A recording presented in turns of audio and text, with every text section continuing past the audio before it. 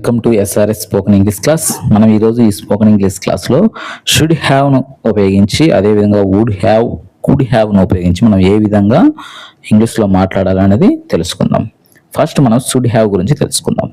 మరి ఈ షుడ్ హ్యావ్ని ఏ విధంగా ఉపయోగించాలంటే మనకు అంతకుముందు తెలుసు. ఈ షుడ్ అనేది ఎప్పుడు ఉపయోగిస్తాం? ఏదైనా ఒక విషయాన్ని మనం చెయ్యాలి అంటే మనకు అది ఒక డ్యూటీ, మన యొక్క బాధ్యత అన్నప్పుడు షుడ్ అనేది ఉపయోగిస్తాం.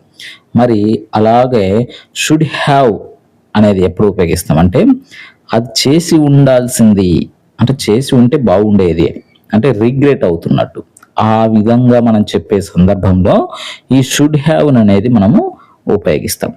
మరి కొన్ని ఎగ్జాంపుల్ ద్వారా చెప్తూ పోతే మీకు క్లియర్గా అర్థమవుతుంది ఈ షుడ్ హ్యావ్ గురించి. ఫస్ట్ ఎగ్జాంపుల్ చూడండి, నువ్వు ముందే వచ్చి ఉండాల్సింది.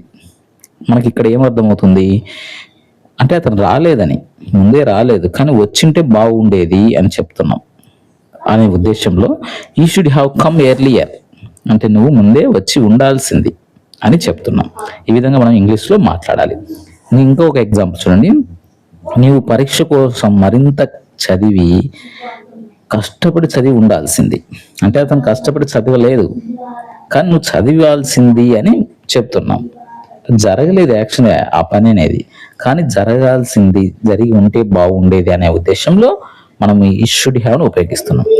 మరి ఇక్కడ దీనికి నీవు పరీక్ష కోసం మరింత కష్టపడి చదివి ఉండాల్సింది, యాక్చువల్ చదవలేదు కానీ చదివి ఉండాల్సింది అని చెప్తున్నాం. You should have studied harder for the exam, నువ్వు ఎగ్జామ్ కోసం బాగా కష్టపడి చదివి ఉండాల్సిందేని. అతను ఇంతకు ముందే వచ్చి ఉండాల్సింది, రాలేదు కానీ వచ్చి ఉండాల్సింది అని మనం చెప్తున్నాం.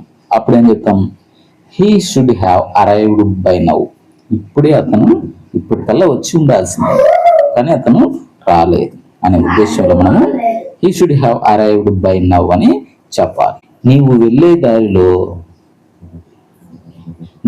దారిలో వెళ్ళి ఉండాల్సింది, యాక్చువల్గా దారి వెళ్ళిపోయింది, అయిపోయింది కూడా, కానీ నువ్వు వేరే దారిలో వెళ్ళి ఉండాల్సింది అని చెప్పే ఉద్దేశంలో you should have taken a different route, వేరే రూట్ నువ్వు తీసుకొని ఉండాల్సింది, వేరే రూట్లో వెళ్ళాల్సింది అని.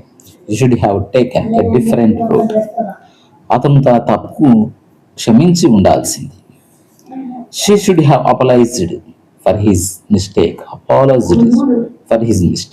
అతను తన మిస్టేక్స్కి క్షమించి ఉండాల్సిందే. నెక్స్ట్ ఇంకొక ఎగ్జాంపుల్ చూడండి, నేను మరింత డబ్బు ఆదా చేసి ఉండాల్సింది అంటే యాక్చువల్గా డబ్బు ఆదా చేసి లేను కానీ చేసి ఉండాల్సింది అని రిగ్రెట్ అవుతూ చెప్తున్నాం. I should have saved more money, నేను మరింత డబ్బు ఆదా చేసి ఉండాల్సింది అని. ఇంకొక ఎగ్జాంపుల్ చూడండి, ఇంకొక 2-3 ఎగ్జాంపుల్స్ ఇచ్చినట్లయితే మీకు క్లియర్గా అర్థమవుతుంది. నీవు నా సలహా విని ఉండాల్సింది.